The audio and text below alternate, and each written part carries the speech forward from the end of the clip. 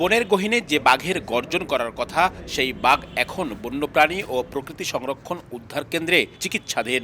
সুস্থ হয়ে ওঠার চেষ্টায় 2 দিন পর খাওয়া শুরু করেছে প্রাণীটি।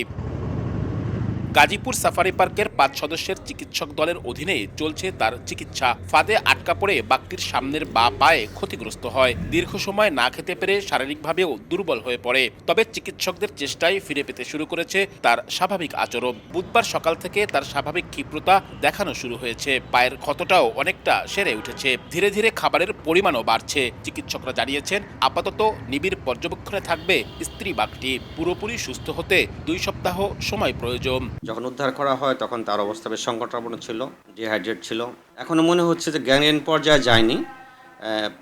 বাঘ পা নাড়াচ্ছে, আমাদের দেখে সে তার যে আগ্রাসী আচরণ, হাত পা নাড়ছে এবং সে কিছুটা মুভ করছে। বন বিভাগ জানিয়েছে, সুস্থ হওয়ার পর সুন্দরবনে অবমুক্ত করা হবে বাঘটিকে। এ ঘটনার পর হরিণের ফাঁদ পাতা সহ অন্যান্য অপরাধ রোধে আরও তৎপর হওয়ার কথা জানিয়েছে তারা। এর পেছনের অপরাধী যারা, তাদের ধরার ব্যাপারে আমাদের তৎপরতা আরও বাড়িয়ে দিচ্ছি এবং এটি কোনো মতেই আমাদের ছাড় দেওয়া হবে না। সুন্দরবন পূর্ব বন বিভাগের সরকিখাল এলাকায় শিকারীদের পেতে রাখা হরিণ ধরার ফাঁদে গত 3 জানুয়ারি আটকে যায় বাঘটি।